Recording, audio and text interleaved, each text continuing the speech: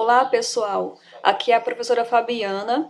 Neste vídeo, nós vamos fazer um exercício sobre resolução de sistemas lineares, que consiste em uma análise de termos que aparecem como coeficientes e termo independente lá no sistema, e dependendo dos valores que eles assumem, esse sistema pode ter infinitas soluções, exatamente uma, e até nem ter solução, certo?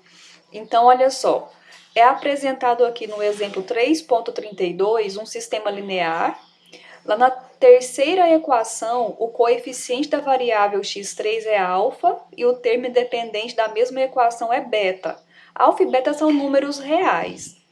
Então, o primeiro procedimento que nós vamos fazer para fazer qualquer análise a respeito do sistema é aplicar a eliminação de Gauss, o algoritmo de escalonamento.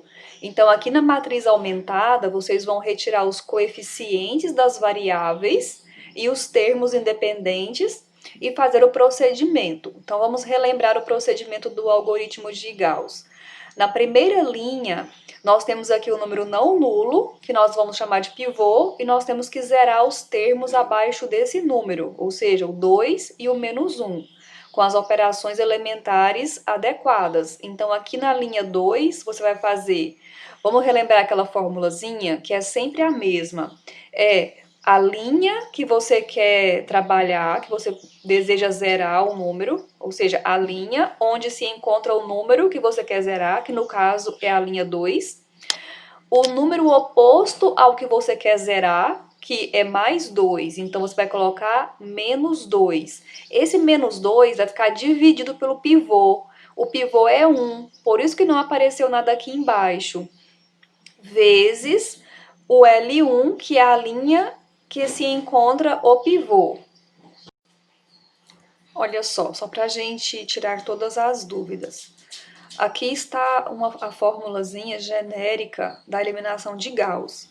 Vamos ver aqui nestes índices, nessa legenda, o que significa cada termo. Olha só, o APK é o pivô que está localizado na linha P. Então, em cada linha, nós temos que identificar qual é o pivô. O pivô é sempre o primeiro número não nulo da linha. Porém, para a gente aplicar o algoritmo da eliminação de Gauss, tem uma regrinha lá no início que diz o seguinte: você vai olhar da esquerda para a direita a primeira coluna não nula da matriz. Coluna não nula tem que ter pelo menos um número não nulo. E aí, após isso, nós devemos analisar o topo dessa coluna e verificar se ela é diferente de zero. Se ela for nula, se o topo tiver o número zero, nós temos que fazer alguma permutação para levar o número não nulo lá para o topo. Isso é importante, porque pode nos dar uma falsa conclusão de quem é o pivô da respectiva linha, tá? Da linha lá do topo da matriz, que a gente está iniciando o algoritmo. Então, se a gente está iniciando o algoritmo, esse LP, se a coluna 1 tiver um número não nulo, esse LP seria o L1, certo? Aqui no nosso caso, a nossa coluna 1 já é diferente, todos os números são diferentes de zero, então nós vamos adotar esse próprio 1 que está aqui para ser o nosso pivô. Ele seria o LP. Após isso, nós vamos analisar quem seriam os termos que devem ser zerados. Então, quando para o I maior do que P, ou seja, para as próximas linhas, linha 2, linha 3, nós vamos zerar os termos que são localizados abaixo do pivô, que são A e K.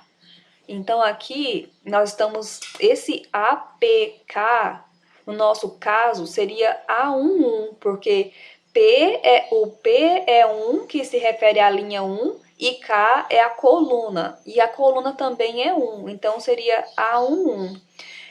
O AIK seria o I da linha 2, então vai ser A2, e o K é o K da coluna que se encontra o pivô, então quer dizer que é o A12.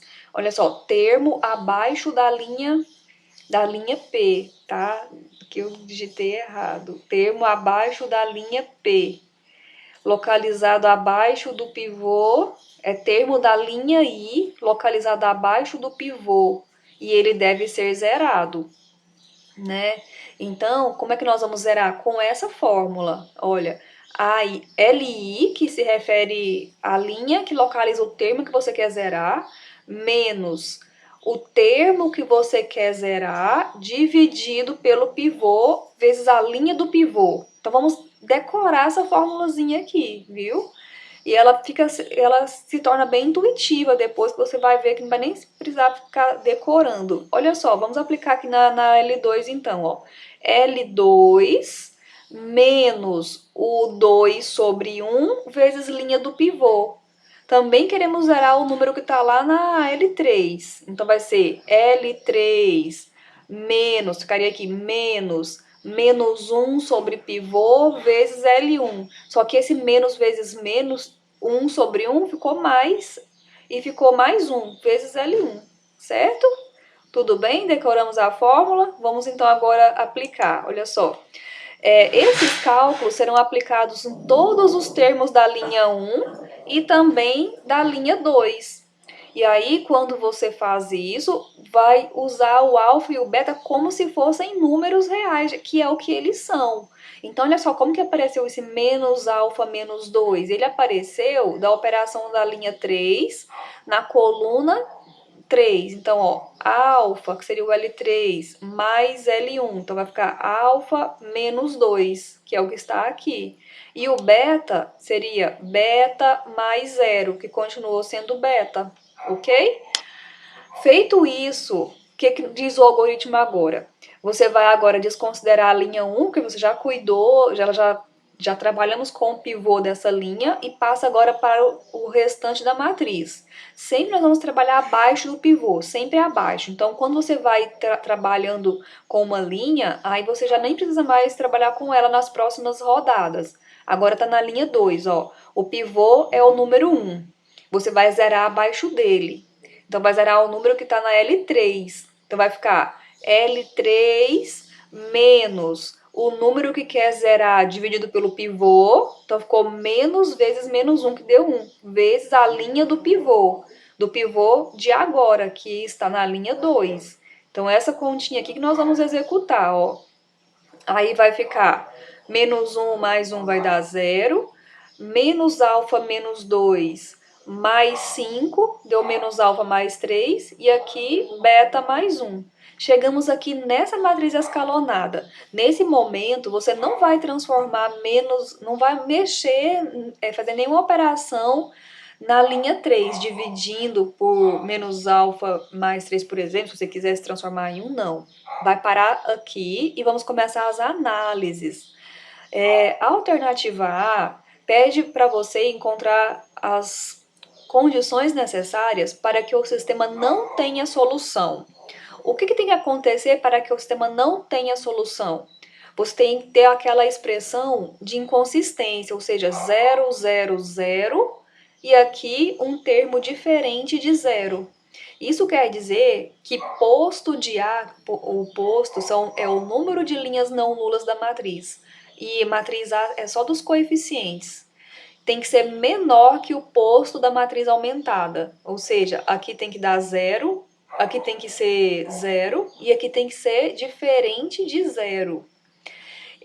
Esta é a condição. Então, menos alfa mais 3 tem que ser igual a 0, que vai ficar alfa igual a 3. E beta mais 1 tem que ser diferente de 0, que vai ficar beta diferente de menos 1. Ok? Próxima alternativa, nós queremos que o sistema tenha exatamente uma solução. O sistema tem exatamente uma solução quando posto de A é igual a posto de B, isto é, quando tem os pivôs para todas as variáveis.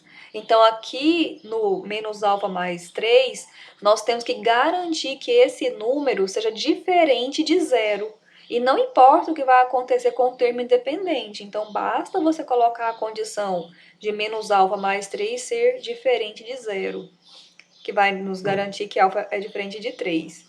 E por último, quando é que ele vai ter infinitas soluções? Isso vai acontecer quando o posto da matriz dos coeficientes for igual ao posto da matriz aumentada. E, além disso, esse número tem que ser menor que o número de variáveis. Por quê? Porque isso vai nos garantir que vai ter alguma variável que não vai ter pivô. Ok? Então, vamos recapitular. Quando é que tem infinitas soluções? Em outras palavras, quando a matriz aumentada tem uma linha toda não nula. E quando você conta o número de pivôs, ele tem que ser menor que o número de variáveis. No nosso caso aqui, ó, nós temos 3 variáveis. Nós já temos 2 pivôs fixos aqui. Então, nós vamos zerar o menos alfa mais 3, mas nós temos que zerar também o beta mais 1, para garantir que não vai ter nenhuma inconsistência no sistema, ok? Então, nós temos essa condição, ó, menos alfa mais 3 tem que ser 0, daí alfa é 3, e beta mais 1 tem que ser 0 também, e daí beta é menos 1. Bom, pessoal, é isso aí. Até a próxima aula.